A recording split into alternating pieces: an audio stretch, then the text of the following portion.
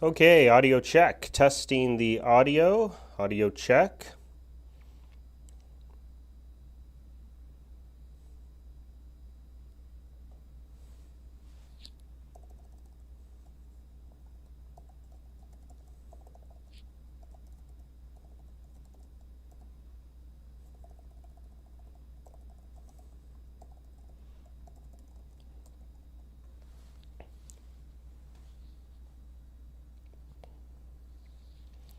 Audio check. Testing the audio. Audio check.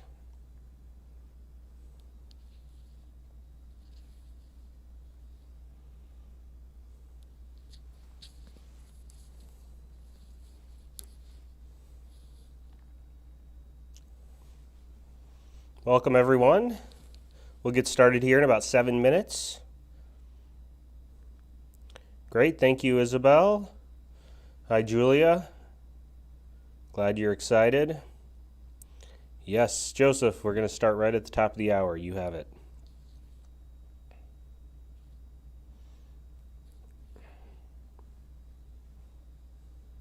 If you don't already have a beverage, get a beverage. I encourage you to get some water, coffee, tea, anything that will keep your mind engaged and energized. Personally, I like coffee, and I intend to drink some of it here before we get started, although I will probably not be drinking any during the presentation. If you choose to, like many of our previous participants, workshop participants, enjoy a wine or something like of that nature, we do certainly, we're happy for you to do that. Just ask sensible questions during the Q&A portion of our time. That's all we ask. Where's everybody from? Everybody here for the first time? Hi, Kevin. Hi, Carol. Too late to drink coffee for Jennifer. Yeah, well, coffee doesn't do too much to me these days. I have 3 small children, so I think I'm somewhat perpetually tired. Specifically, one of them's not that small, but 7-year-old, 3-year-old, and a 1-year-old. Hi, Kathy. Hi, Donna. Oh, wow, very cool. Got a lot of people. From first time, okay, good, a lot of first timers.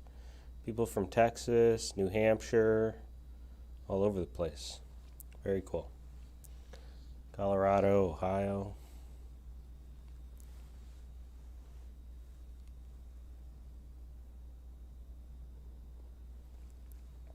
Again, we're going to get started here in about 4 minutes.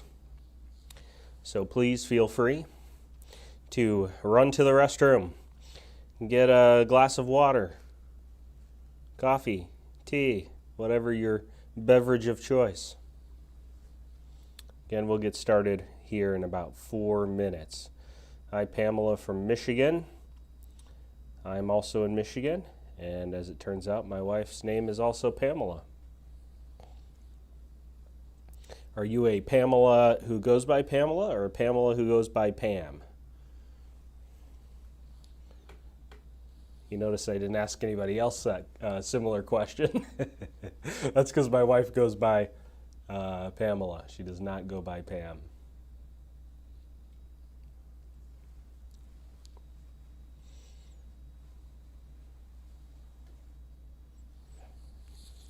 Okay, everything's looking good on my end.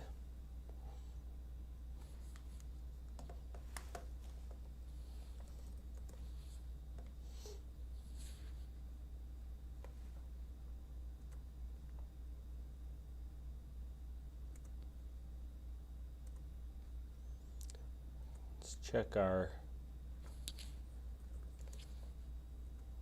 number of people. Okay, yeah, looking good. We're about on target. Maybe a little behind the 8 ball. Got people are joining in here pretty quickly. 33, 52, okay. All right, great. Great. All right, Pamela goes by Pam, for those who are wondering. Let's see, somebody asked how long this was. We got a Pamela who goes by Susie, okay. The presentation's about an hour, so I'll cover that again. Mark would like to know if I'm a CFP. I am not a CFP. CFP is a nice generalist designation. I'm a chartered retirement planning counselor as well as an accredited portfolio management advisor. But no, not the CFP. As it turns out, I don't necessarily need to know about how much umbrella insurance you need. It's not a useless thing to know, but in any case. Okay. All right, cool. People from all over the place. Great.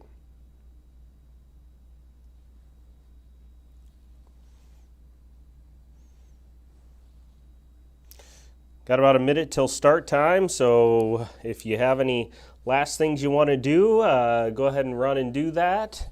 Looks like we're a little slow on people joining in. We're expecting around 300 people in total between YouTube and Facebook. Not too far off, but numbers a touch on the low side compared to where we normally are by this time. So occasionally we have some issues with text messages going out on time, so I want to give people a chance to get settled in here before we get cruising.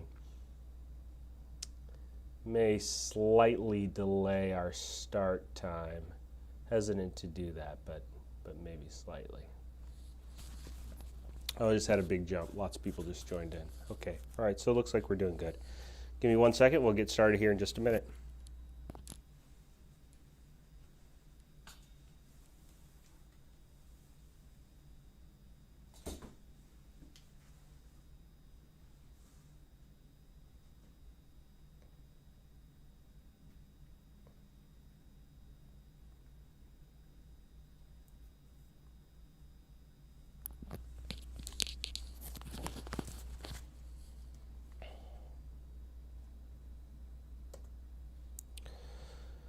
Welcome everyone.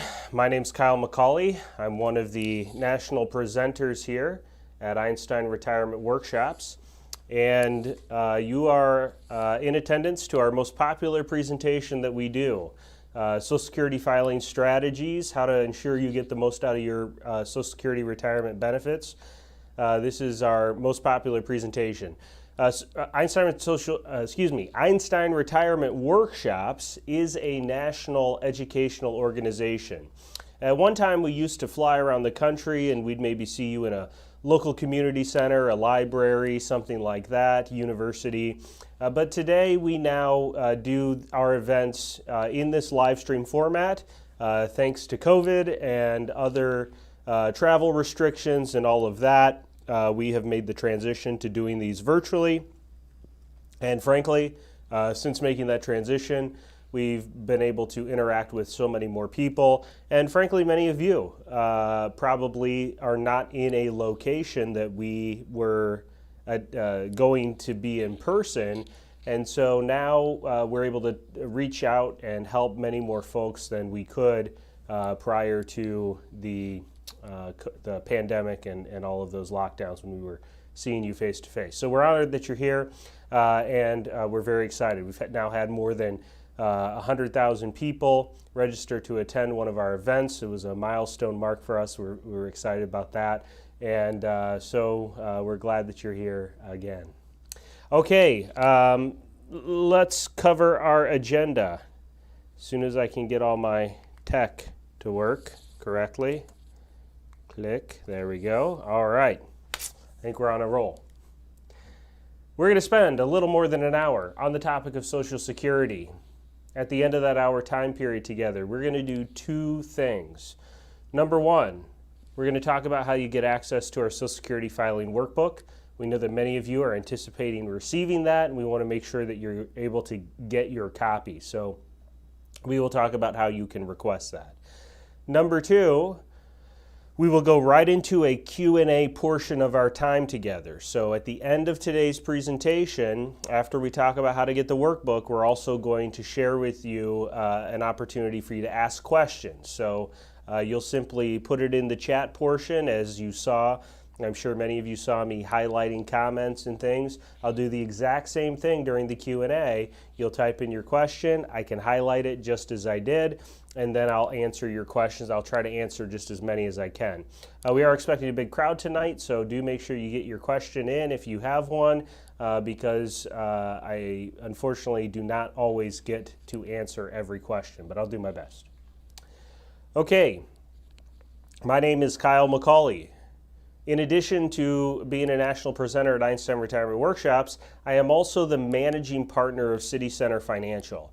And I share my background with you just so you have an understanding of the focus and the background and experience that I have when I do this presentation. So City Center Financial is a retirement planning firm. And in addition to that, I am a chartered retirement planning counselor, an accredited portfolio management advisor, and also the only nationally accredited Social Security educational designation, a National Social Security Advisor certified professional. And every advisor associated with our organization has that accreditation. So I share that with you again just so you have an understanding that when I do this presentation, I am sharing with you really the experiences of many folks that we have helped make good, high-quality Social Security filing decisions within the context of their retirement plans. So Social Security is not its own thing that just sits over here. It's something that needs to be integrated into a retirement planning discussion and decision-making process, and I think you'll see that pretty well as we go through today's presentation. Now, the purpose of our conversation today is not to sign you up for Social Security. Okay, that would we're not affiliated with the Social Security Administration. We're not employed by them. The purpose of our conversation today is to give you advice about your Social Security benefits, advice that we think you'll find very practical because it comes from our experience in helping many folks just like you make these decisions. Now, we are allowed to give you this advice because of our registered investment advisory firm, City Center Advisors. Why is Social Security such a hot topic? Well, every day, about 10,000 baby boomers turn 65. So Medicare age, Social Security ages are coming up. That's about 70,000 people a week, turns into 3.64 million new folks on an annual basis. So that's still going to continue for another 13 years, and it's been going on for about 7. So we have a lot of people in our country, and you're a part of this group, who are no longer paying into the Social Security system. You're actually now retiring and drawing benefits out of the system. You are a large group of people who used to pay taxes in to the Social Security system, and now those dollars are not going in, they're coming out. So what does that mean? Well, it makes people certainly worry about things like insolvency. Will there be a benefit that remains for me? Am I actually going to get my money out of this system? And so we'll talk about that. Now, in terms of what Social Security means to you, 65% of middle-income Americans derive more than 50% of their retirement income from their Social Security benefits. Now, that is true for those who have done a good job of working and saving and accumulating other forms of retirement income, as well as those who haven't. Now, obviously, those who haven't, Social Security is going to be the primary source of income. But even if you've accumulated pension benefits or put money into 401k plans or brokerage accounts or whatever types of savings you have, even for you, Social Security often will make up a sizable portion of your total retirement income. I've done this live enough to know that if we were in a room together and I asked for a show of hands, how many of you were told at some point in your life, don't plan on Social Security? I'm pretty confident that many of your hands, if not all of your hands, would go up. But the benefits are here, and in many cases they can be quite good. It is not uncommon for us to see married couples between the two of them to be $40,000, $50,000. We sometimes see benefits combined $60,000 to $80,000 in combined annual benefits for a married couple. So not only are the benefits here, but in many cases the benefit payments can be quite good. Now, since 1985, pensions have been going away. They've been frozen. Unfortunately, we've seen benefits where people are already taking income and those benefits get cut. Okay, we don't like that, but it does happen. And so that has enhanced the need for that Social Security benefit and the value of that Social Security benefit. Also, 46% of Americans today pass away with less than $10,000 to their name. Why do we highlight that statistic? Well, the way you should frame in your Social Security benefits, when you frame in what do these dollars really mean to me, how are they going to impact me over my lifetime? The way you should think about it and framing it into your retirement plans is as retirement income insurance, or you could say longevity insurance. Why would that be important?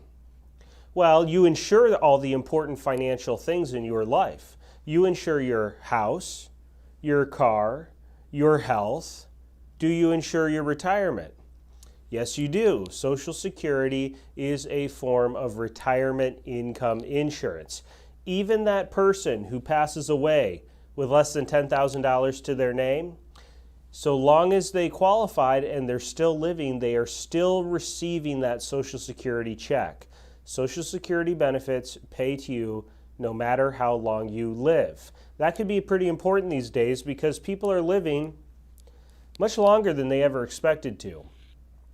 Married couples, age 65, your life expectancy is not the average life expectancy, it's much longer. Gentlemen, you have a 50% chance of living to 92, and ladies, you have a 50% chance of living to 97. You know, my grandparents are a very good example of this. My granddaddy passed away at the age of 92. Okay, right on life expectancy. Now, what about him causes me to say that he's a great example of people living much longer than they expected? Well, he had 4 heart attacks and 3 bypass surgeries before the age of 75. If you had asked him at 80, hey, granddaddy, you think you'll live to 90? He'd have smiled and said, I don't think so. But mostly because of my granny, who's still living, she's 92 now, he lived, okay? He kept going, and he made it all the way to age 92. Now, I don't know if you can live as long as this gal, but this is Ms. Kane Tanaka. She's 118 years of age, and she's from Japan. Interestingly, of the last 5 oldest living people, 4 of them were from Japan. So really, if you're thinking about relocating, I would recommend that you might consider Japan. Okay, we're going to talk about some basics about how your benefits work, how they're calculated. Talk about strategies for those of you who are married. Options for those of you who are divorced. Options that you might want to consider if you're widowed. And then if you fall asleep somewhere in the middle, please do wake up in time for taxes. I can tell you, our organization has now helped thousands of people make very high quality Social Security filing decisions. If there is one single item that will take 2 strategies that kind of look, pretty close, if I file this way, it kind of has a little advantage here or this way, but they're really kind of the same. But if there's one single thing that will change our mind, it is taxes. And unfortunately, it's not a simple issue, it's a complicated issue, so I do want to make sure we spend enough time on that to give you some guidance and help. Let's talk about some basics of how your Social Security benefits work, how they're calculated.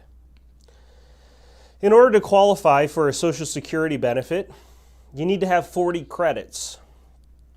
40 credits works out to 10 years worth of work because you can earn 4 credits per year one per calendar quarter, and any quarter of the year where you have earned at least $1,470. Okay, now that's an increased amount. 20 years ago was, I don't know, 700 something. I mean, it does increase year over year. What considers substantial earnings, not that substantial.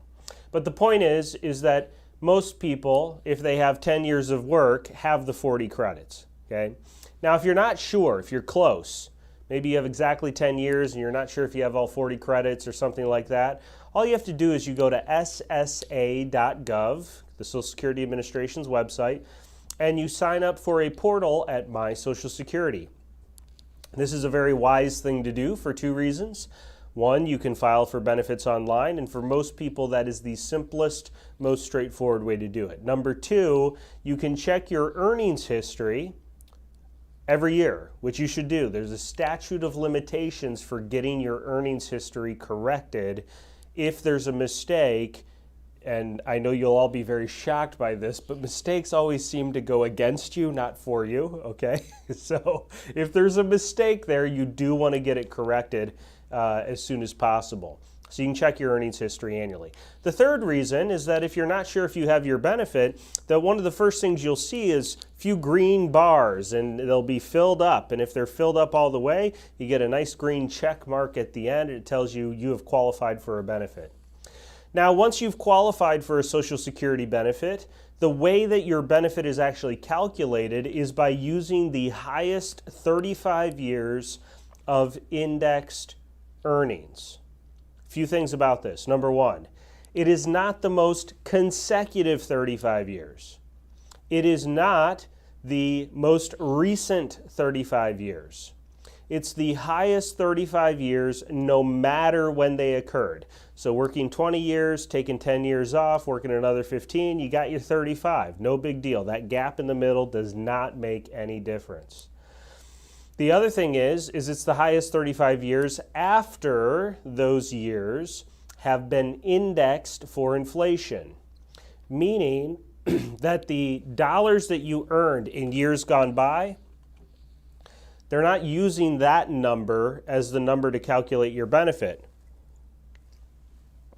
The number that they're using to calculate your benefit is that number after it's been increased or indexed for inflation. To know what your numbers in the past are worth in the benefit calculation today, you need an indexing table. Okay, inside of the Social Security filing workbook that we will be sending to you, and we'll talk about again how to get that at the end of the presentation. In that workbook, we will have some indexing tables. What you can do is you can take the years of earnings that you have, so page 3 of your statement, your Social Security statement, you will have those earnings years, that earnings history table. You can take those years, plug it into your indexing table, and you can see what they're worth in today's dollars for your benefit calculation. An example of this would be, excuse me, the year 1980. In 1980, if you had, let's say, an income of $20,000, what you would see when you put that on the indexing table is that you should multiply that by 4 and change, meaning $20,000 in 1980 is worth a little more than $80,000 in today's dollars. So, if you're working today, and hypothetically in the past, that is your lowest income year, let's say you've cut back or something, or your income's gone down, and you're earning $60,000. Will $60,000 to earn today replace $20,000 earned in 1980? No, it will not. Okay, so your work today only increases your Social Security benefit in the future if it's replacing a lower income year in the past. Now, your work today is not hurting you, okay? It's not decreasing your benefit, it's just not increasing it. The second thing is that if you do not have all 35 years, then the way Social Security calculates your benefit is they take whatever years you have, let's say you have 20 years, they index them for inflation, and then they add in 15 zeros when they calculate your benefit. So any additional work that you're doing today is replacing a zero and should have a pretty good size impact in terms of increasing your benefit down the road.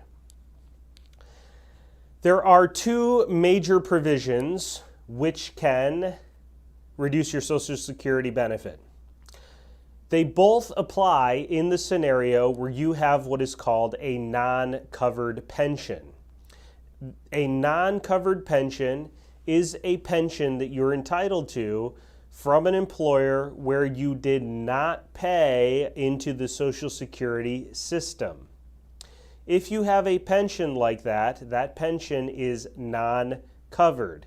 When you receive the dollars from the pension, if you also worked in a job where you had Social Security, when you also then try to receive Social Security, the amount of the pension can affect the, not the amount of the pension, the number of years of outside work outside of that non-covered pension job will affect how much your Social Security gets reduced by. That provision is called the windfall elimination provision. There are calculations on this in your workbook. I don't have them memorized, okay, so I can't give you a good example right off the top of my head. The other one is easier, the government pension offset. If you have a non-covered pension, you do not have your own Social Security benefit, but you are entitled to, say, an ex-spousal benefit or a spousal benefit, then when you file for the pension and also those spousal benefits, 2/3 of your pension will reduce Social Security. Now, that can push that benefit to a negative number or at least zero, okay? So if you hit zero or a negative number, you don't get anything from Social Security. If, though, you have the windfall elimination provision scenario, it can never go to zero, but it could be a very reduced amount, okay, depending on how many years of substantial earnings you have. Again, calculations for both of those are in your workbook. Now, the next thing that I should say about this is that there is currently actively being worked on in Congress right now legislation to eliminate both of those provisions. So, if you're affected by them, you might want to look into that and maybe petition your congressperson to get on board. Okay, I think you know this, but if you don't, you've paid a lot of money into the Social Security system. 6.2% of your pay has been going into the system over the last 10, 20, 30, 40, however many years you've been working. Your employer paid the other half of that for 12.4% of your pay. Unless you're self-employed, then you got to pay both. And so I think if you could imagine an account somewhere with your name on it with 12.4% of your pay in it, that might be a lot of money. Now, maybe I'm preaching to the choir because you're here, but that sizable amount of money is yours. It's worth doing planning to maximize what you get out of this system. I don't mind saying that I feel that the Social Security Trust Fund has been a little bit negligent with what they've done with your dollars. They loan it to our government through Treasury bills. That's how they get their interest.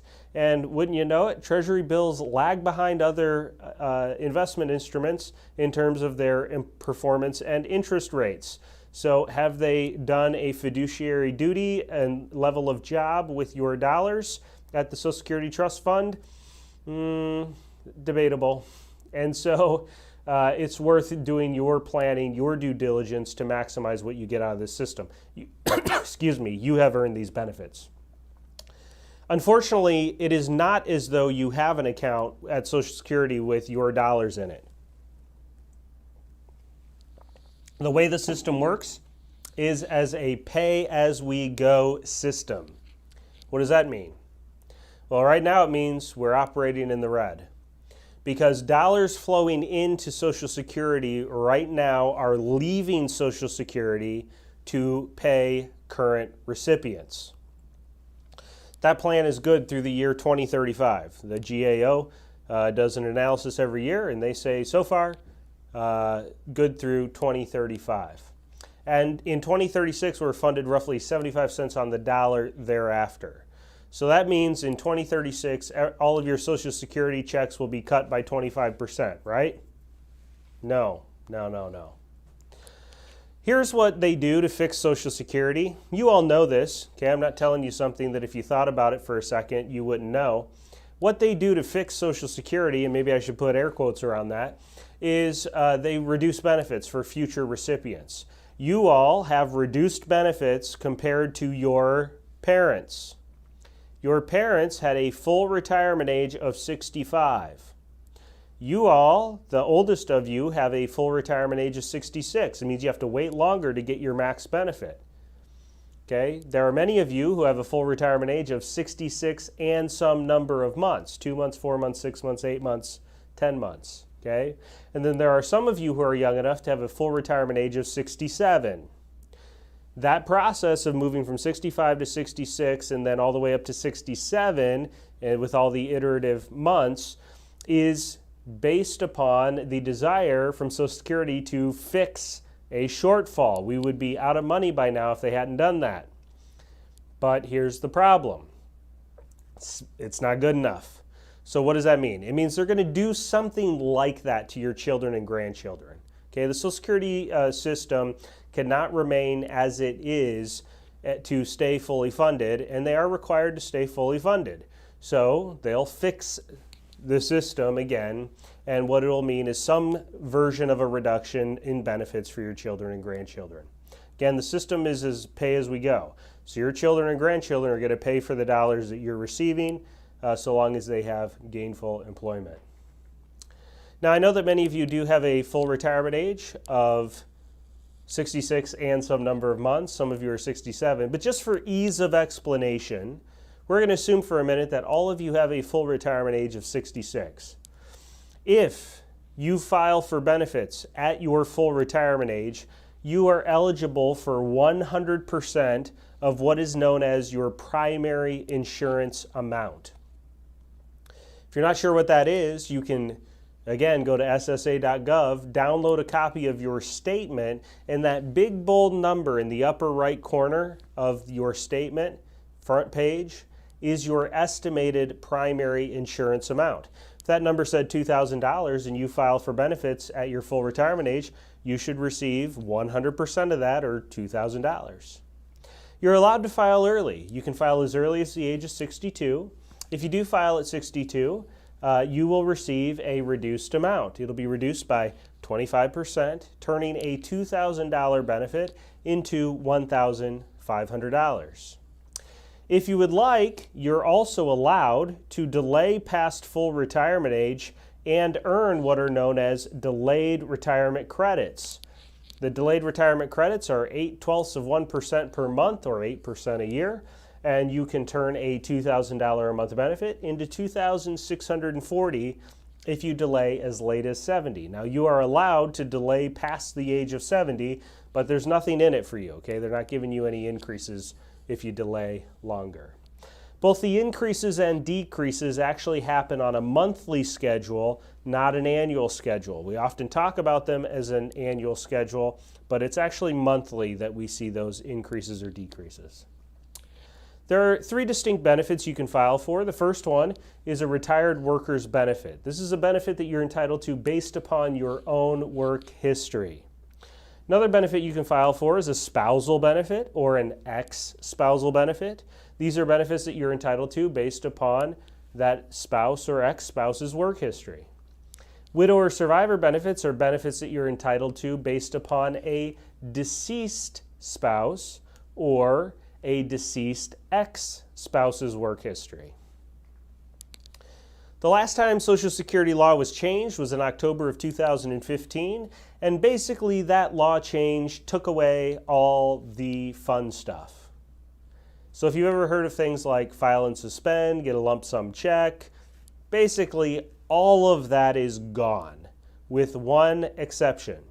If you were born before January 2nd of 1954 and you have not yet filed for a benefit, and you are entitled to a spousal or ex-spousal benefit, you can do what is called a restricted application, file for those benefits, and then switch to your own at a later date. This group is getting smaller and smaller every year, so I'm not going to spend any more time on it now, but if you have questions, please let me know in the Q&A. For that group, as well as everyone else, there's really just a couple of things you want to keep in mind when you're filing your Social Security benefits. Number one, you are allowed to suspend your benefits at any time for any reason. Now, why would you ever start a benefit, start receiving the money, and then say, wait, hold on, stop, I don't want to receive the money anymore? Well, consider this scenario. You're laid off from a job. You think, well, I guess I'm retired. And so you go ahead and you file for Social Security. You start receiving some dollars. And then a friend of a friend who knows somebody says, hey, we got a job, I think you'd be good at it. And you take a look, you say, great, looks good to me. Now you are reemployed. You have Social Security. You have employment income. You don't really need the Social Security. Well, you are allowed to suspend benefits if you would like, and simply allow the Social Security to get back on its growth track. So now it will grow, and you'll be able to earn any delayed retirement credits you're entitled to from the point of suspension till as late as age 70. If you're older than 70, never suspend your benefit. There's nothing in it for you. It won't do anything. Now, if you suspend benefits and you're within the first 365 days from your date of filing, you can, one time only, rescind your application and reset your benefits as though you never filed. In order to do that, you must pay back any dollars you've received up until that point in order for Social Security to reset those benefits. So that could be a tough thing to do if maybe you've received 10 months of benefits. Maybe it's not so tough if you just received a couple of months, but it is an option. They'll reset the benefit as though you never filed. Let's talk about spousal benefits. In order to qualify for a spousal benefit, you need to have been married for at least 1 year. Also, the spouse that you are filing on must have filed their benefit. This is a deemed filing rule. The deemed filing rule says that whoever you're filing on must have filed theirs for you to receive your spousal. If my wife and I are the same age, we're close, she's a little older, but close enough. We're the same age. She has a $2,000 a month benefit. Let's say I don't have a work history. I would like to file based upon her work history, but if she hasn't filed yet, I can't file. In order for me to file, she also has to file.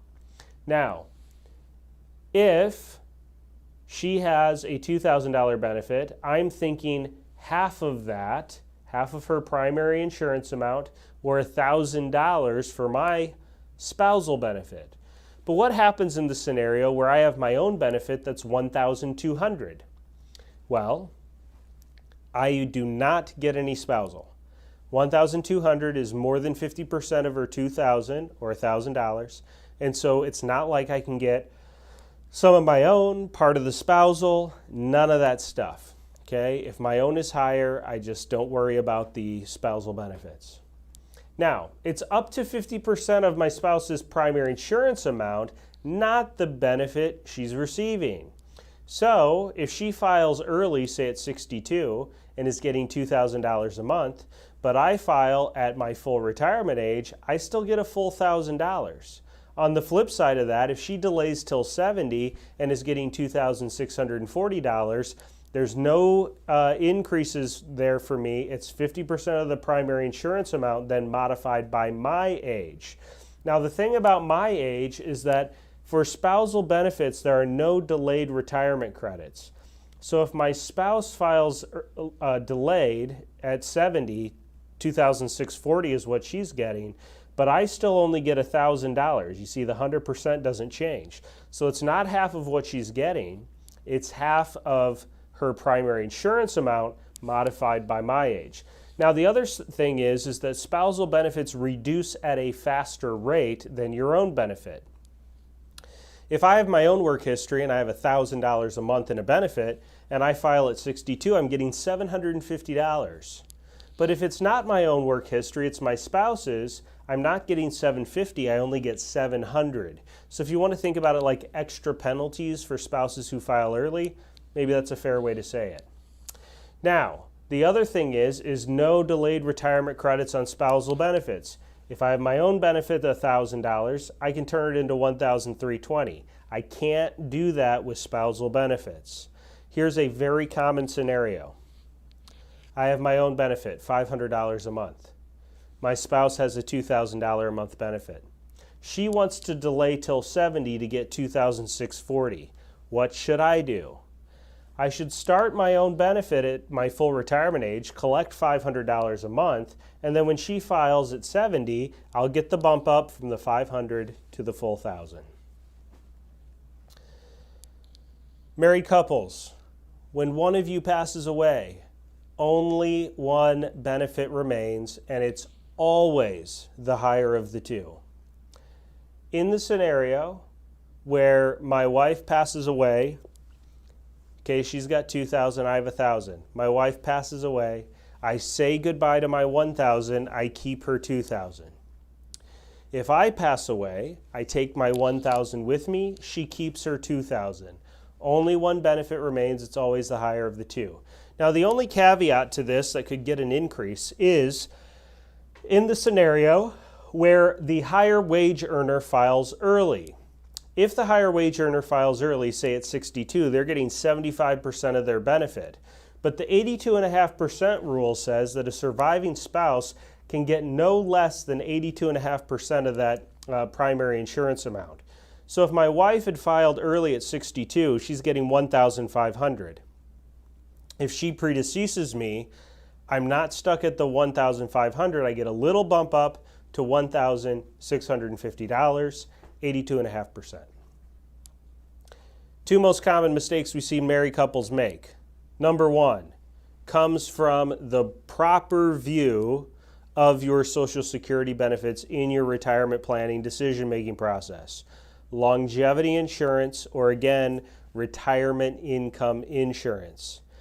If any spouse is going to delay, it's going to be that higher wage earner. Sometimes we will see the higher wage earner filing early. And what risk that creates is that it could shortchange a surviving spouse.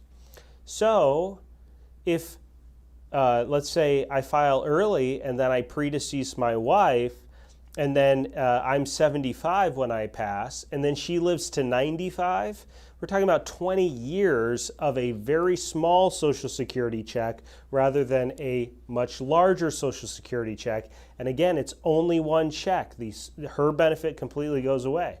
So we have to bear in mind that if anyone is going to do any delaying on their Social Security, it's going to be that higher wage earner, because that will be the survivor benefit. So we like for that benefit to be as high as it can reasonably be. Now, the other mistake comes from our experience in just running tons of analyses for folks. It almost never works out for both spouses to delay past full retirement age. Generally speaking, one spouse will file early to some degree or another, and the other spouse will delay to some degree or another. Let's talk about divorced spouse benefits. In order to qualify for a divorced spouse benefit, you need to have been married for 10 years in a row to the same person. Okay. Married 7 years, divorced. Remarried even to the same person, 5 years, divorced. 7 plus 5 does not equal 12. One of those two stints has to be at least 10 years. So I know none of you got on here for marriage counseling, but if you needed a reason to hang on, there you go. All right, you may not be currently married.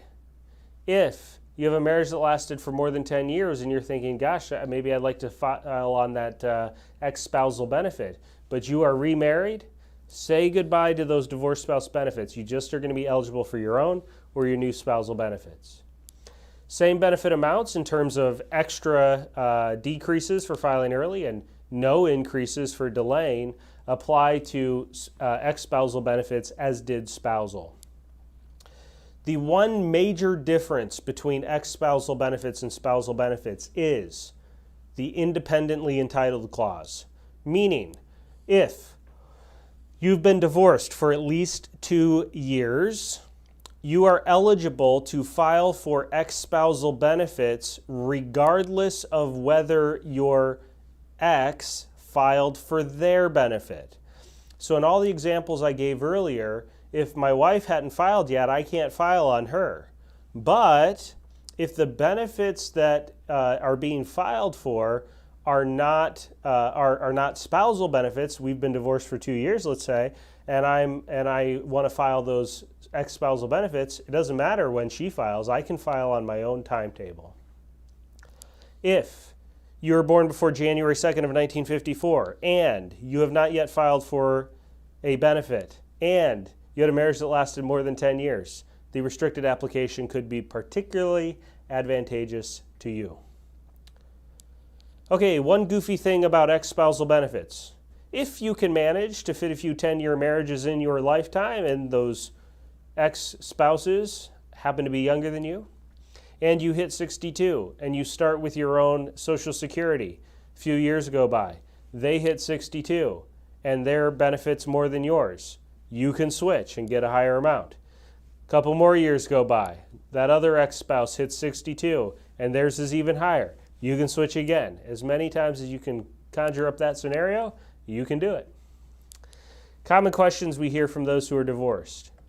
Number one, I'm divorced. My ex is going to file off of me. Will that affect me in some way? No, it will not. I'm divorced. My ex is going to file off of me. I'm also remarried and my new spouse is going to file off of me. Will their benefits affect each other? No, they will not. I'm divorced and I've managed to fit a few 10-year marriages in my lifetime. They're going to all file off of me. I'm remarried. She's going to file off of me too, and I'm going to die young. No, okay, just kidding. All right. So, yes, it's allowed. Okay, all these people could be filing off of you. And yes, in fact, if you do happen to die young, maybe too much stress or something, then yes, they can all get widow benefits as well. All right. Next common question. I'm divorced. I'm going to file off of my ex. Are they going to know that I've done that? No, they will not. The only way for them to know is if you tell them. It doesn't affect them. Social Security does not notify them. Okay, let's talk about widow benefits. In order to qualify for a widow benefit, you need to be only 60 years old. Widows are a special group. They're the only group who can file as early as the age of 60. But there is a little caveat. If you were widowed prior to reaching the age of 60, you must remain unmarried until you hit the age of 60 in order for those widow benefits to be retained. Very first workshop I ever did, gal in the back raised her hand during the Q&A and said, "So it sounds like I need to delay the wedding." Yeah, well, in her case, it was kind of a big deal. So let me lay out her scenario. This was a June workshop. Wedding was coming up in September. She was 59 years of age. She did not turn 60 until March of the following year. If she remarried in September, no widow benefits available to her. Her widow benefit was pretty nice, about $1,900, okay? Just under $2,000. If she remarries, that widow benefit's not available, which means the only thing that's available to her is at age 62, either her own or her new spousal benefit. The higher of the two happened to be her new spousal, and it would have been just under $1,500. Not a bad spousal. Also, but here's the catch. She has to wait 2 years to get $500 a month less. So yeah, we did recommend maybe she wants to put the wedding off. Now, I'm a religious person, so I think this is funny. You could decide for yourself. She did go to her priest and said, so can we just, do the religious part of things and sign stuff later? And the priest said, no. I said, there's got to be another priest, but she's very devout. The wedding was delayed. All right, you have to be married a minimum of 9 months prior to the death of your spouse in order for widow benefits to be attained. This provision is here only to prevent deathbed marriages. It's not here to hurt people. So, If you have a scenario where the death was some unexpected cause, you can get an exception. Only real life example I've ever run into, so it's not too common, but I have run into one real life example with this. Gal was married later in life. Husband was in the armed forces. He was shipped overseas, killed in action. They'd been married just less than 6 months. Again, it wasn't as though he had a terminal illness or some known reason why he would be passing, so we submitted proper documentation and the widow benefits were reopened. Another widow case study. Widows do have the most options in terms of how they can file, so we want to look at a case study of Jane, who's trying to figure out what to do about her widow benefits. We met Jane at one of our workshops, live workshops, and she was 59 years of age when John passed. John passed at 64. We never met John. She was 60 years old when she attended one of our workshops. Now, John has his own benefit of $2,150 at his full retirement age. Jane does have her own work history for $1,197 a month beginning at the age of 62. So what should Jane do? Well, the one thing that we would often see is that, John's passed, he had some income, so Jane's thinking, gosh, I could use some extra income. So she might be tempted to go and just file for those widow benefits and start collecting $1,537 a month. So she can't get the full amount if she files that early. It'll be reduced, okay? It's reduced down to $1,537. If she receives that from age 60 to age 85 with no cost of living increases, it's $461,000 over her lifetime. Not bad, right? Maybe she needs those dollars. But the real Jane was still working. Okay, the real Jane was not yet ready to retire. John had recently passed. She wasn't ready to make any big changes. So the real Jane is going to keep working for a couple more years. When she decides to retire, she actually is going to be eligible for her own work history, and she can file for that starting at 62, $1,197 a month. She can collect that till she hits full retirement age and then switch to widow benefits. If she does it, she goes from $1,197 up to $2,150, and the benefits increases over her lifetime is more than $77,000. So that's a good deal. This is what the real Jane is probably going to do. Again, no cost of living increases in these numbers. Okay, the other option that Jane could consider is, let's say she wasn't going to keep working. She was ready to retire. Well, in that scenario, she's only 60, so she would have to start with John's if she wants to file for a benefit. If she does, she'll get that $1,537, but we can't forget about Jane's work history. See, Jane has her own work history where her benefit will increase all the way up to full retirement age and then earn those delayed retirement credits to 70, so that by 70, her benefit is worth $2,108 a month. If she does it like this, it's more than $100,000 more over her lifetime for understanding and knowing what her options are. As you could imagine, if she starts with the widow benefits, she will not get a phone call at 70 from Social Security saying, hello, Jane. Yes, by the way, we'd like to make sure that you understand that you should switch and file for more money. Yeah, that phone call is not going to show up. I know you're all amazed to hear that, but it's not. Okay, she has to know to do it. Now, I am always struck by this $400,000, $500,000 number, non-inflation adjusted. Okay, you throw some inflation on there. You take not a single person, but a married couple. Okay, it is not uncommon for us to see these numbers up over $1 million, sometimes as much as $2 million in lifetime benefits. I don't know how that makes you feel, but for many of us, this Social Security filing decision could be one of the single biggest financial decisions that you ever make. So I'm probably preaching to the choir because you're here. I'm grateful that you're here. But do the planning, right? Do the planning to maximize what you get out of this system. Now, you are allowed to work and file for benefits.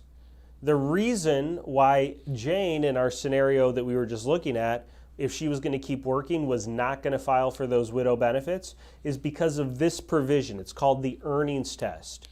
Whenever you file for Social Security benefits prior to reaching your full retirement age, you have to deal with the earnings test. The earnings test in this year says the first $18,960 of earned income, W-2, 1099, self-employment, earned income, we don't care. Social Security says we don't care about that. But the minute you go above $18,960 of income, Social Security starts caring. How much do they care? Well, they care about $1 for every 2 above the limit. So, here's how it works mathematically. Let's assume for a minute that you have an income of $58,960. Seems like an odd number, but the math is easy and you'll see that. At $58,960, Social Security says we don't care about the first $18,960, so you just take that off the top. It leaves us with $40,000 above the limit. Now it's a 1 for 2, right? So one for 2 is what they will take, and so we lose half of it. So now that means that you are ineligible to receive $20,000 of your Social Security.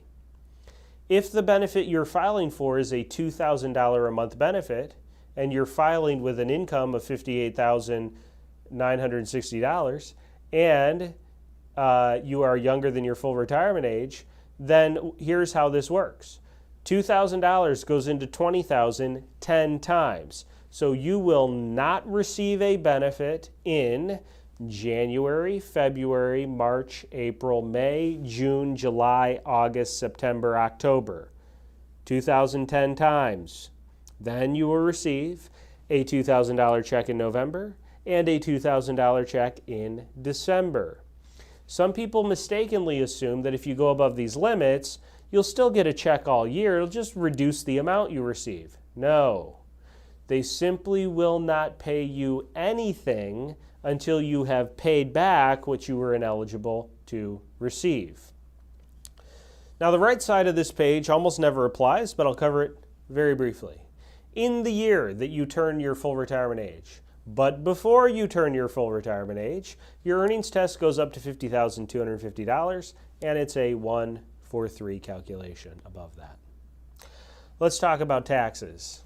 Once you hit your full retirement age, you can file Social Security, receive that, have an income, earned income, no problem. You just got to worry about taxes. Unfortunately, taxes is not a simple issue. This is publication 915. It's produced by the IRS every year to tell you everything you could possibly want to know about how you'll pay taxes on Social Security. It's a 33-page document. Why 33 pages? Because the IRS hates you. No, just, okay. Because it's needlessly a little complicated in how they set this up. Shocking, I know.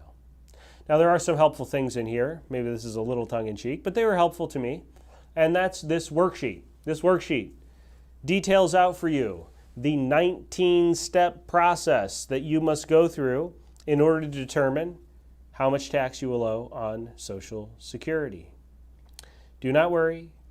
What we will not do is go through all 19 steps today, okay?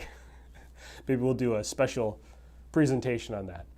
No, what we will do is we will cover some big picture, sort of high-level things that we think will be very helpful to you when you're thinking about how are taxes going to affect me and what should I have in mind when I'm making these decisions.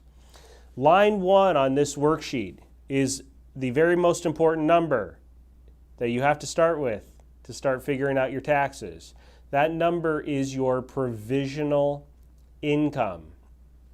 Provisional income is 3 items. Number 1, all of your taxable income, adjusted gross income. So earned income, pension income, dividend income, capital gains, long and short, interest income, we've got annuity income, all the sources, rental income, K-1s, everything. Okay, so you say, well, that's not a surprise, I get that. Number 2 stings a little bit. It is non-taxable interest, so your municipal bond interest income. Why do you buy municipal bonds? Because you don't want to pay tax. Well, they found a way to tap into it through the Social Security issue. Okay, so non-taxable interest counts towards provisional income. And the third one is 50% of the Social Security benefits you're receiving count towards your provisional income number. Now, I've done this live enough to hear people shout out things, probably reasonably so. Hey, that's double dipping, that sort of thing. And, I understand if you feel that way. But don't shoot the messenger, please. That is how it works. Okay, so those three items. If you are single and that provisional income number goes above $25,000, you start paying taxes on Social Security. If that provisional income number goes above $34,000, you could be paying tax on up to 85% of your benefits. If you're married and that provisional income number goes above $32,000, you start paying taxes on Social Security. If it's above $44,000, you could be paying tax on up to 85% of your benefits. So most of you are asking the question right now, okay, I get all that, but how much tax? 50% tax? 85%? No, not 50% or 85% tax. Here's where it gets complicated. All right, so again, bear with me. For those of you who are going, it's complicated enough. Sorry, it gets a little complicated here. Here's how this works. Let's say you are cruising along through retirement. You've got some pension dollars or withdrawals from a 401k. You've got your Social Security benefits coming in, but you're doing just fine, right? You got your income coming in, everything's going well, but you'd like to spend a little extra money this year. You're going to go on a trip. Okay, stuff's opening up. You feel good. You want to get out there. You want to go see something. You got a couple of bucket list items you've been hoping to do. So you're going to go on a trip, on a vacation. And so you start budgeting it out. And as you're budgeting things out, you're going to spend a good amount of money. You're going to enjoy that, enjoy the trip. You're not going to go too crazy, but you'll spend $10,000 on this vacation. Okay, great. Now, you don't just have $10,000 lying around. You got to pull it from somewhere. So what do? You survey your accounts, right? You look at all your various accounts that you've accumulated, and you say, okay, where am I going to pull $10,000 from? And you see this 401k plan that you have. I mean, it's grown, the market's up, everything's going well. I'll pull it from there. I'll pull it from my 401k. Great. So what do? You call up your 401k and you say, yes, I'd like to pull $10,000, please. And they say, no problem. And then they ask you a very important question. They ask you, how much tax would you like to have withheld? Oh, yeah, right, taxes. Well, maybe you know, or you have to look at your tax return or whatever, okay, but you figure it out and you go, I'm in the 12% tax bracket, so I will withhold 12%, please. And they say, no problem. They send you your funds, you go on your trip, everything's great, and then March of next year rolls around and you are punching stuff into TurboTax or H&R Block Online or TaxAct or whatever your TaxSlayer, whatever your tax software is, you're punching stuff in, and while you're doing that, there's a problem. TurboTax says you owe money. You never owe money. You always withhold enough. In fact, you're used to getting a little bit of a refund. Why does it say I owe money? Well, here's what happened. TurboTax is not wrong. When you took your distribution, that $10,000 from your 401k, what you didn't account for is that you were above these numbers. And so you added additional taxes to your Social Security. You didn't get more money from Social Security. You just added taxes to your Social Security. And $10,000 here, tax at 12%, plus $10,000 here, tax at 12%. You should have withheld 24%. Well, that's no fun. You had a nice trip. You want to only have fond memories. You don't want to be thinking about the tax bill you just accumulated, but okay, no big deal, right? But that's not the bad one. Here's the bad one. You're cruising along through retirement. Everything's going well, right? You're enjoying your retirement, you're pulling some money from your investments, you're living on Social Security, maybe some pension dollars, whatever you've got going on. And everything's going well. You're enjoying life. And then you hit this wonderful, magical age one day, the age of 72. At 72, you pick up what is known as a required minimum distribution. A required minimum distribution is required by law for you to pull from all of your 401k, 403b, 457, TIAAs, TSPs, IRAs, SEP IRAs, simple IRAs, all of the tax qualified accounts that you've accumulated. And many of you have done a great job of accumulating some dollars there. And many of you are going to do a great job or have already done a great job of helping to minimize some of your spending so you don't overspend. You don't want to put yourself at risk of running out of money. You don't want to put yourself in a position where you're a burden to your family as you age and pick up medical expenses and all of that. So you go out of your way to get that spending down. And those 401k, IRA, 403b types of accounts grow. And then you retire, and they keep growing. And they grow so much that at the age of 72, when you must pull a distribution, those accounts are quite large. And the larger the account, the larger the mandatory distribution. So you begrudgingly, maybe a little bit, take your distribution. But, whoops, you're above these amounts. And the distribution is so large, and you're adding additional taxes from Social Security, and that's so much that now you're not in the 12% tax bracket anymore. Whoops, we went up to 22. Now it's not 12 and 12 is 24. It's 22 and 22 is 44.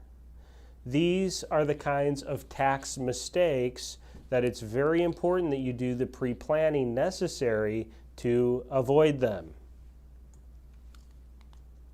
Let's look at a case study that highlights the importance of tax planning in retirement and when making Social Security decisions. See, Social Security is as much a tax planning decision as it is a longevity decision. Many people don't think about it like that, but if I could persuade you to think about it like that, you will be that much the wiser. Clients are 64 and 62. They have just over $34,000 in combined Social Security benefits beginning early at the age of 62. They're going to start their retirement with $752,000 in 401k and IRA accounts. They'll earn 6% on those accounts, and they'll spend $70,000 a year, increasing that by 3% to keep up with inflation. They will live to 86 and 89 respectively. There are three groups of you hearing this example. First group of you is saying, yeah, numbers are pretty close, maybe tweak this one or that one, but it's pretty close to me. Okay, so this example will be very meaningful to you, so hang tight. The next group of you is looking at these numbers and saying, 752,000? What happened? Didn't they have any kids? Okay, so look, if you're looking at this and you're saying, gosh, that seems like a lot of savings, then I need you to pay attention, because this couple with $752,000 has a running out of money problem, and we're going to show how a Social Security decision can help save them from that. Now there's a third group of you. The third group of you is saying, yeah, I knew you were going to say they're going to run out of money, Kyle. Yeah, I knew you were going to say that. Yeah, they haven't saved enough. They got to keep working. They can't retire yet. So look, if that's you, if you're saying that, I need you to pay attention, because this couple with only $752,000 has a tax problem. And there again, I'm going to show you how Social Security can help solve that. If this couple files Social Security early, you'll see the blue lines here, that's their Social Security benefits. Early on, it's covering about half of their total income need. It doesn't keep up with real inflation. I know you're all amazed to hear this, but the CPI-W index doesn't track real inflation very well, and so it typically lags behind the real spending goal. So you see that income is increasing, need is increasing by 3%, so Security is only increasing by 2%. Again, historically, typically lags behind by 1%. Now, this couple funds the rest of their retirement income from their 401k assets. Those withdrawals are the orange lines, And the red line is the income target they need to hit. The amount of the orange lines above the red line is the amount that they're losing to taxes. What you're noticing correctly is that the taxes are not increasing linearly, they're increasing exponentially. That is because of that double taxation process I described a moment ago. As they go through retirement and they need to pull out more and more from their investment accounts, the taxes are doubling up. Unfortunately, that puts so much pressure on their investment portfolio that they run out of money 14 years too soon. This couple and many other folks could benefit from additional advanced tax planning. Roth conversion planning being a great one, maybe restructuring investment accounts to change the different types of income that you're generating. All of those are great planning strategies. However, we are not doing any advanced tax planning between this slide and the next slide. We want to make sure that you see the power of a Social Security filing strategy, both to increase portfolio longevity and also to save on taxes. The only difference between this slide and the next slide is a change in the Social Security filing decision. Let's take a look.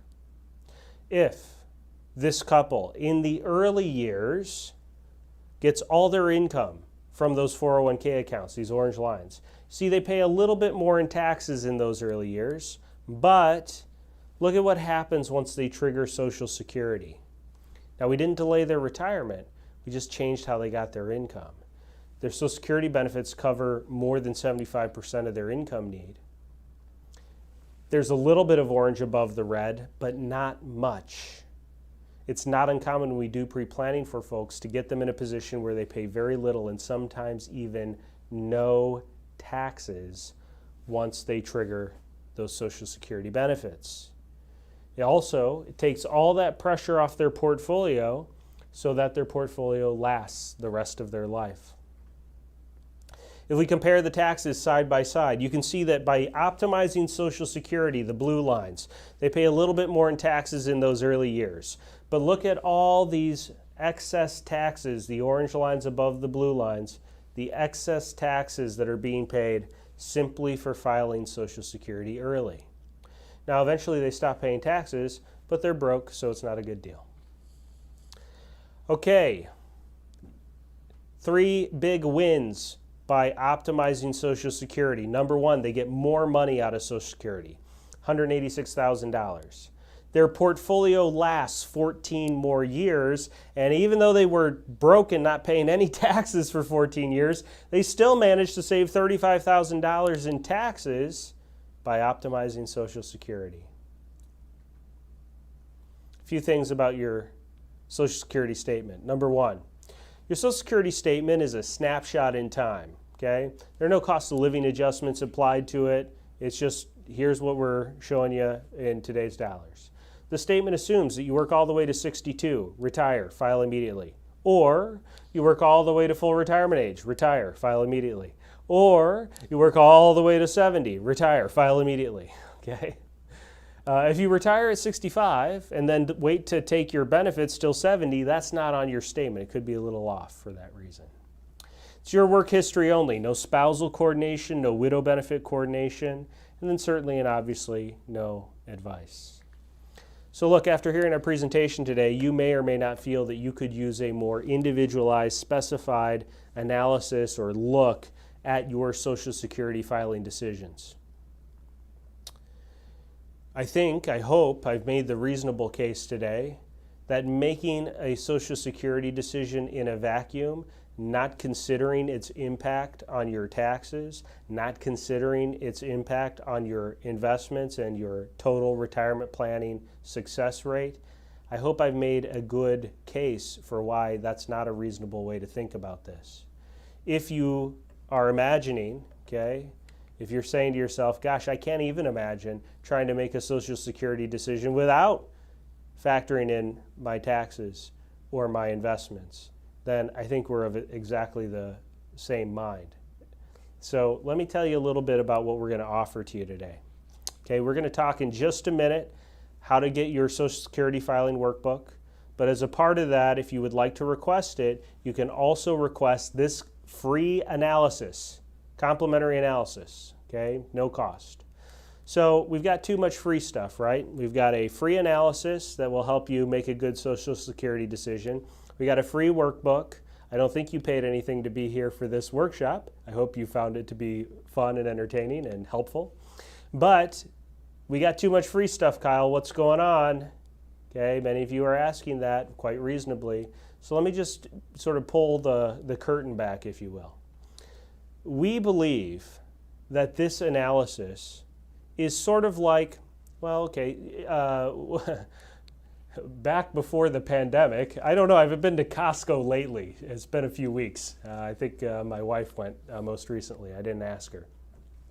But back before the pandemic, the only saving grace of Costco on the weekends was the samples, right? Otherwise, it's just a madhouse. You hate being there. You ask yourself, why did I come here today?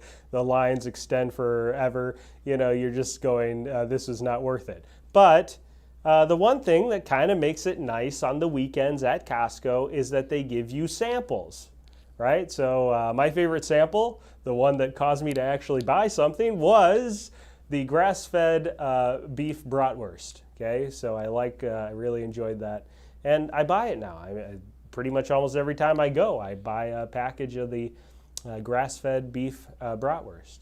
But that was the whole point, right? They didn't just give out a sample just to give out a sample. They did it in the hopes that I would say, hey, that's pretty good, and I'll buy it. Okay, they feel the same way about you and everybody else there. So we view this like a sample.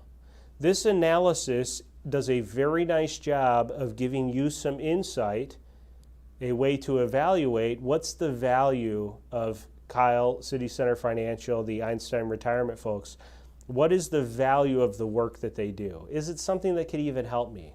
Well, we put our best foot forward. We give you an opportunity to evaluate it, okay, to get a sample. This sample is our Social Security analysis. If you think a Social Security analysis could be helpful to you and you'd like to sample it and see what's going on, let me tell you a little bit about what's inside. First of all, specified strategies specific to your situation. We will lay out line by line, here's how you want to file, exactly when you want to do it, what does it mean for your benefits, how much you're going to get, what are the different timelines, and how much in benefits are you going to receive over your lifetime. We'll do all that for you. Also, we'll take a look at multiple options. If you file this way, how does it work? If you file this way, how does it work? Is there a break even? What's the right way to go? We'll line it up and give you multiple options and things that you should think about, and then we'll give you our professional opinion.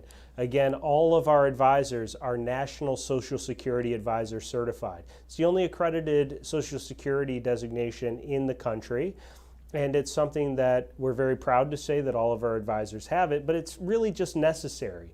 You can't accidentally become an expert in Social Security, and so you only want to work with someone for these types of decisions who has that level of education.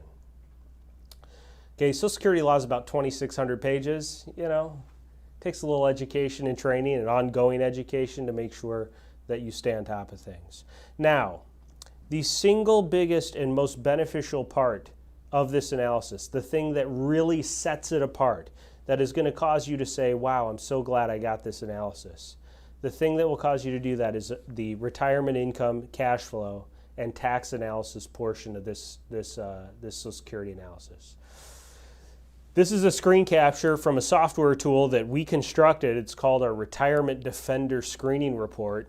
And it was very important to us to construct this because, well, I had a lot of clients who would ask me questions like, should I do a Roth conversion? Will it help me out? How about my taxes? Should I realize some capital gains? And frankly, I wasn't able to answer them. So don't ask me any questions I don't know how to answer. I spend a lot of money to figure it out. So this is a software tool that we constructed.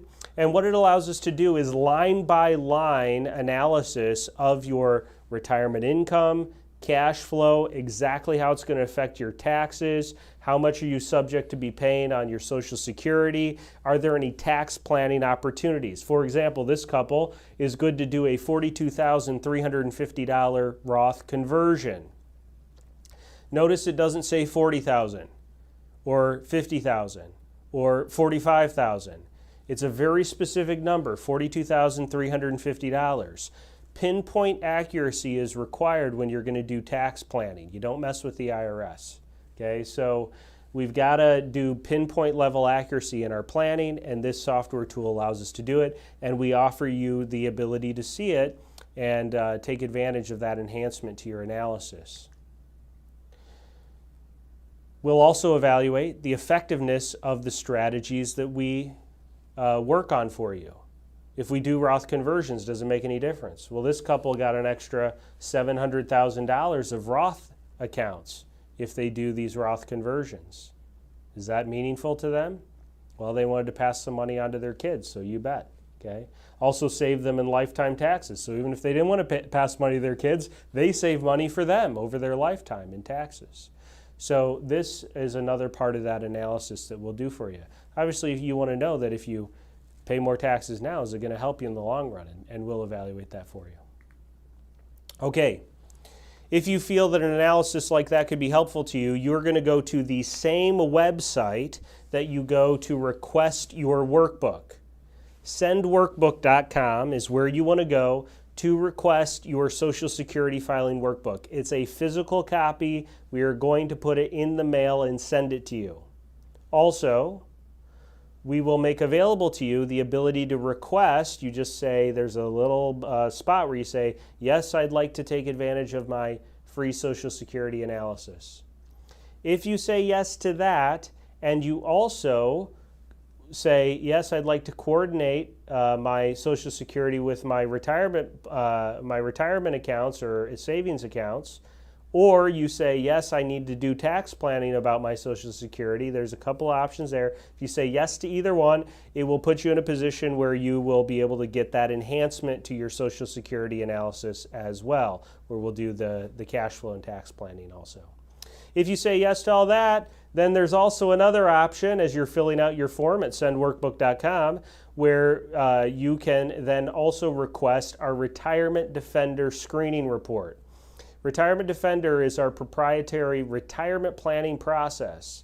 This retirement planning process begins with an evaluation of the 7 critical areas that we believe a retiree should sort of have ready to go prior to retiring. So whether you have already done that or you're not yet retired and you're gearing up for it and you want to make sure that you've taken care of things, or if you're already in retirement and you need to do a check-in, hey, did I do everything I was supposed to? This analysis will help you evaluate that. That Retirement Defender screening report is also complimentary to you, but I just want you to know that if you say, yes, I'd like that, we're going to be really digging in with you and making sure, hey, we need to evaluate. We need to make sure that we provide a very good, high-quality report to you. We're trying to put our best foot forward, okay? Because, again, as a sample, what we're really saying here is that we'd like the possibility to earn the right, or maybe I should say the privilege or the honor, to serve you with other retirement planning or investing needs that you may have. So while everything so far has been free, eventually you would have to pay us to continue to work for you. So here's what that will look like. If you get to the point where you're past all the free stuff and you get into a position where it's like, okay, here's what we have offered to you, and you say, hey, that's pretty great, we really like this, and now we're saying, well, what else can we assist with? Do we need to help you with some investment planning or some additional retirement planning needs that you have? Then we will be talking about how to hire us to work for you. There are 2 primary ways that our clients hire us to work for you. Number 1, if you would like us to do planning only, no investment management, just planning only, you can hire us for that. We work on an hourly rate, and the hourly rate and how many hours will depend on the person that you're working with. Their level of expertise and experience will determine what that hourly rate will look like.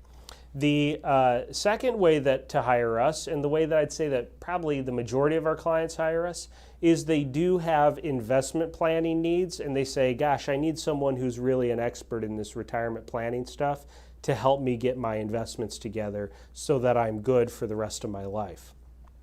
If we are hired in that capacity, we work on investment advisory fees, and we're happy to disclose and discuss those investment advisory fees with you. To not be dodgy about this, our investment advisory fees typically are less than half of the national average. National average is about 1.46%, so I think you'll find our fees to be very reasonable. But it kind of depends on the type of investing that we're doing. Are we doing strategic asset allocation or some tactical asset management? Are we using advanced planning through algorithms? Are we just doing some simplified investment management with bonds or something like that? So the fees can vary, but it's really going to be based on the level of complexity for your investing. Also can depend on the size of your accounts as well. Okay, so couple of other quick points, and then I'm going to start answering questions. Okay, so get your questions into the chat and comment section. I'll start highlighting those and answering those now. But before I do that, a couple of other quick things. One is you can go to sendworkbook.com, open a new browser tab, fill that out. I'll still be here. You know, maybe do it on your phone if you're watching me on another device or whatever. But make sure you do request that workbook. We want to get that to you. The second thing is that we are a fiduciary firm. So I need to be very transparent with you about a couple of things real quick. Number one, at one time, City Center Financial and Einstein Retirement Workshops were two separate entities. Today, that is not the case. My firm, City Center Financial, acquired Einstein Retirement Workshops, that brand, and we now own and operate the Einstein Retirement Workshops brand. Okay? So just want to be very clear about that. All of the advisors that you would interact with through our firm are going to be fully licensed, certified, personally trained by me, National Social Security advisors, fiduciaries, okay, everybody, okay, without an exception. No exceptions at all to that. Okay, it's a requirement of our company. Okay, the second the thing about that is it doesn't matter where you are, okay? We are licensed to assist people with this analysis process across the country. Doesn't matter your location, we can assist you.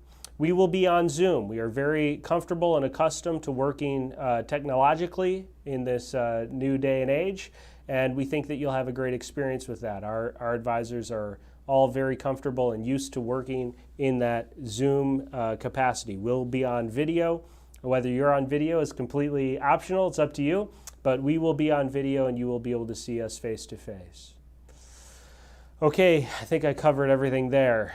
I'm going to start answering questions at any time. Go to sendworkbook.com and we're happy to do that. All right. Jennifer Farron says,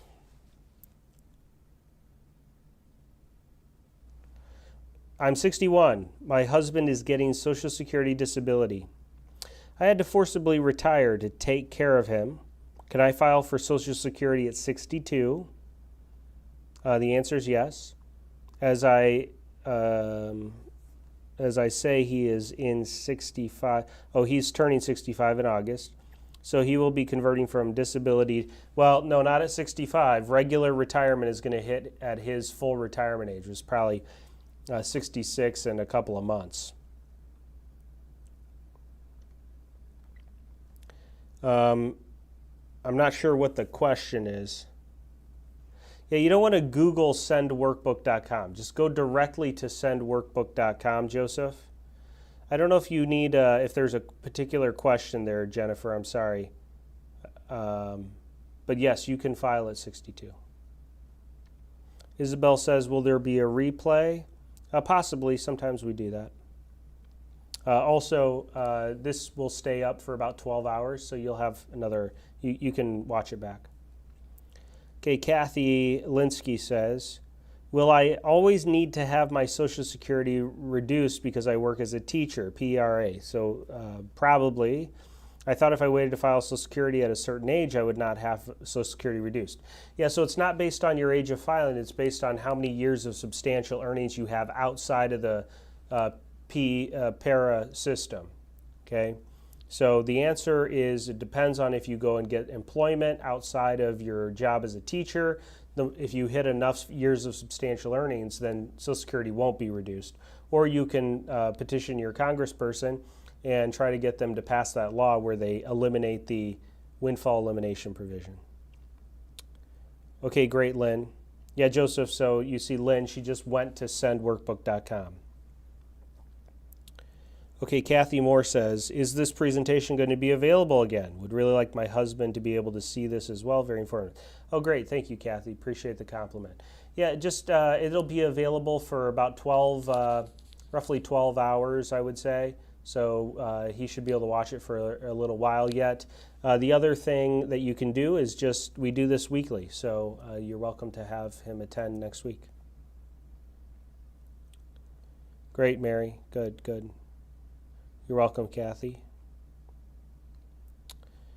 Okay, our Brinkley 22 says, if I made more than my ex, is it true that I can't draw on his, but he can draw from mine?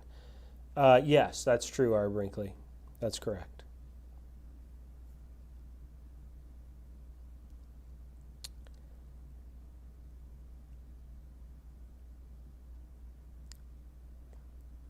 Okay, let's go back here.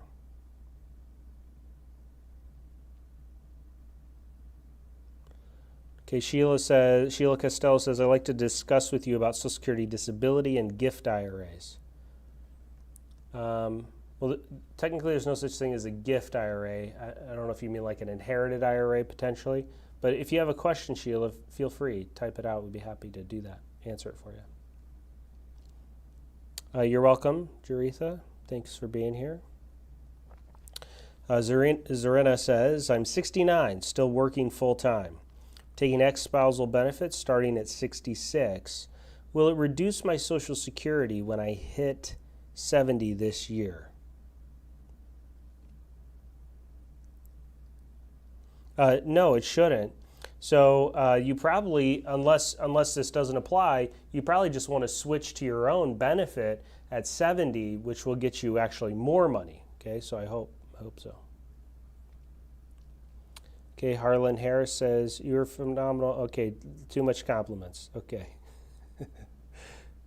Good. Great delivery. Thank you for a huge. Thank you from a huge Costco supporter customer. Okay, all right, good. All right, thank you for the compliment, Harlan. Appreciate that. Okay, you're welcome, Victoria. Again, at any time, you can go to sendworkbook.com, get your workbook. Happy to mail you a physical copy of that. Also, if you're going to take advantage of the analysis, we're honored to provide that to you. Happy to do that as well. Okay, Jennifer says, I think I heard you say somewhere in your presentation that you could have taken Social Security from your wife. Should I have been doing that for my husband's Social Security disability since I had to quit work? Well, okay,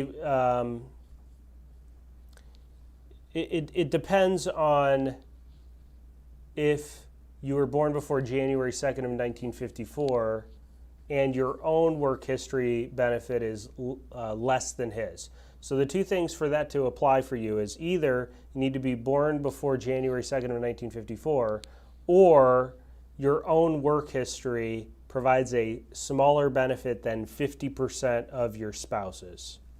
Hope that helps. Okay, Lisa Ann says, hi, collecting partial pension from a divorce. Now remarried and 2 years from age 62. Will my Social Security be reduced based on the pension? Probably not, Lisa. Is the pension a non-covered pension? That would be the question. If it is, then possibly, but otherwise probably not. Okay.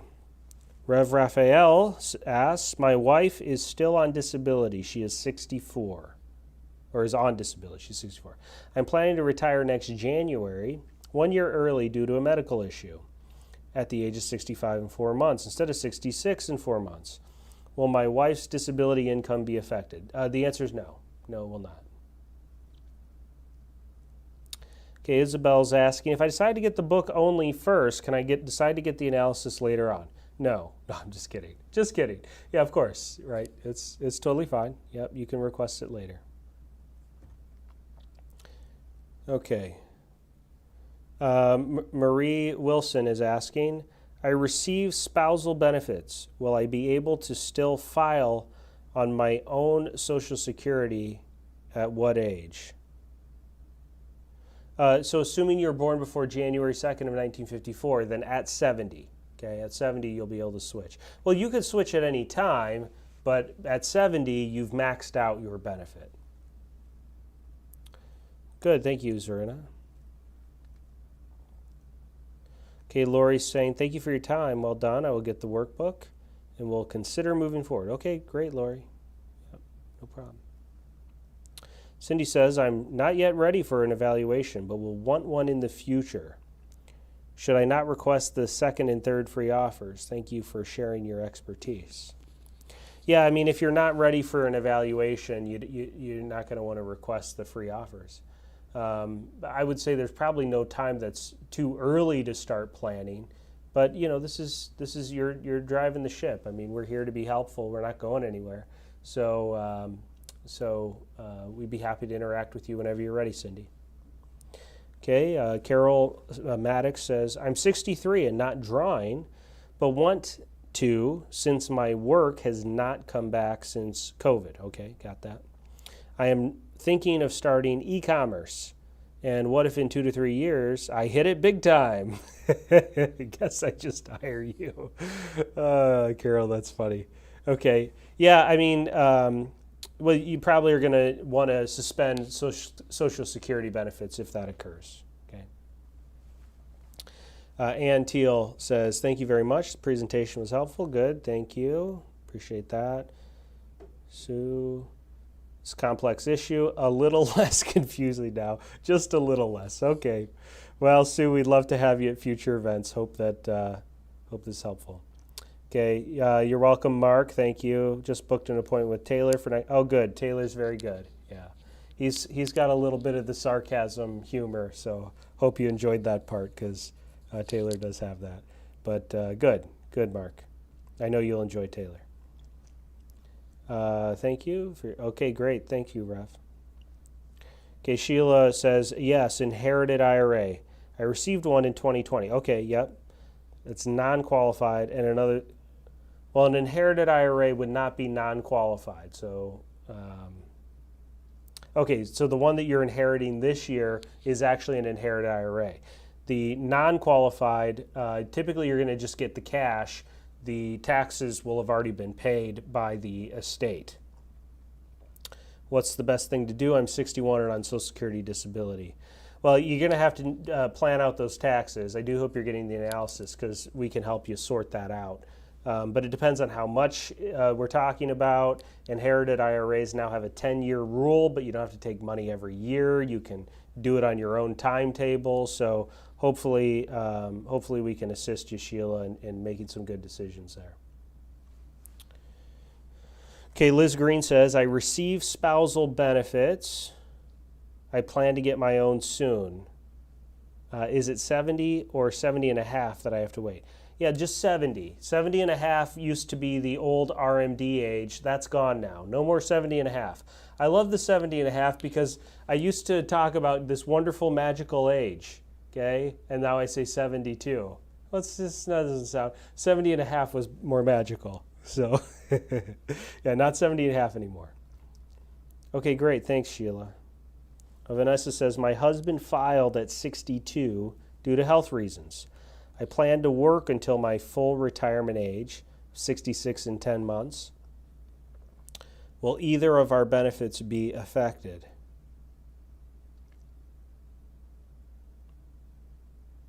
Shouldn't be, Vanessa. Nothing about what you're saying is giving me any red flags. Okay, Lori T says, one other comment, is there a place to learn more about your investment strategies and how they compare to other firms? We're working on that actively right now, Lori. to learn up front, I don't have anything good other than you could go to citycenterfinancial.com and you go to our retirement planning page. It's one of our drop downs. If you go there, you'll learn a little bit more about our firm. And then at the very bottom, or well, at least towards the very bottom, we do publish a Rising Equity Glide Path and a research article from the Journal of Financial Planning. I would say that is one thing that makes us very unique in our investing strategies that would cause us to be, say, different than your average firm.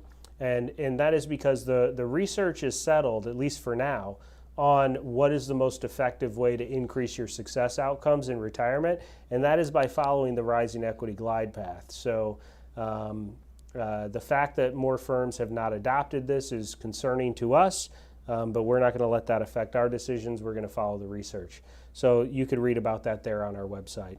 Again, citycenterfinancial.com. Okay. Kathy Moore says, when one does wish to request the analysis and consultations with you folks, do any of you address issues with special needs children?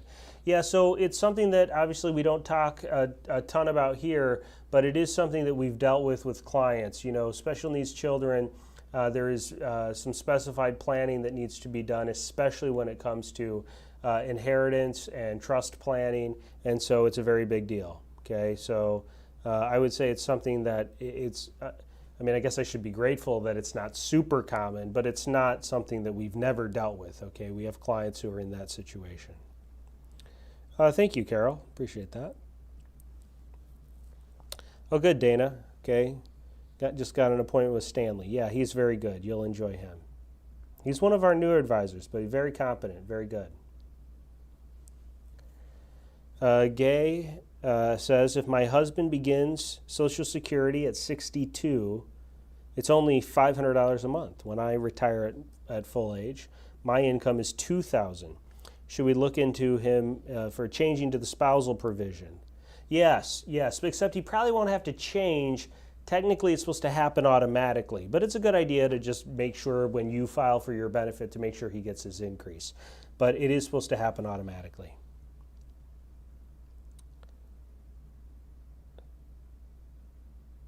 Oh, okay. Oh, that's my tech team. It's trying to make me feel good, I guess. Okay. Debbie, do you have a similar presentation for Medicare? No, not yet, Debbie. It's something we've thought about doing. It's probably wise for us to do, but there's some extra rules around doing presentations on Medicare that we have to sort through. Medicare is very highly regulated, so we have to be mindful. Okay. Katrina is saying, would you repeat the Social Security website for reviewing our earnings? Yeah, really simple. Just SSA. Okay, so Sam, Apple.com, SSA.com. And then you just want to click the My Social Security tab or section, and it'll take you through a process. You just sign right up. Okay, Leona D says, I make 71 this November. When do I need to take an RMD? At 72. Okay, at 72, Leona. What do I need to do and how to get things in motion? Well, at the end of this year, you will have your balances, whatever your balances are on 12/31 of this year. That is the number that you need to use to calculate your required minimum distributions. Your financial advisor or your custodian of your fund should be able to give you the specifics. Okay, Pamela Carper says, I will collect deceased X benefits. There's an $80 difference between retiring at 65 versus 66 in 10 months. Is it worth it to wait for the $80? Depends on if you're going to switch to age 70. Probably not. Probably. It's a big old probably. If you're getting the analysis, we could tell you for sure. But, you know, it's going to depend on your other planning needs, taxes, all of that good stuff. Oh, great, Vanessa. Meeting with Taylor on Monday. Good, good. Okay, great, Pamela. Good. Yep, that'll be great. All right, Rev. Thanks for attending. SSA.gov. Did I say .com? If I said .com, I'm horribly sorry. SSA.gov. If I was saying .com, I'm losing my mind, or I'm just tired. I am a little tired. But SSA.gov, G-O-V, exactly right. SSA.gov, correct. Okay, thank you, Pamela. Thanks, Katrina. Okay, all right, if you haven't already, go to sendworkbook.com. Request your free workbook. We want to get that to you. If the analysis will be helpful to you, we'd love to get those to you as well. With that, we'll sign off for today. Subscribe to our YouTube channel. Follow our Facebook page. We'd love to interact with you at future events. We have a daily podcast. We'd love to see you there as well. And with that, we'll sign off for today. Have a good night, everyone.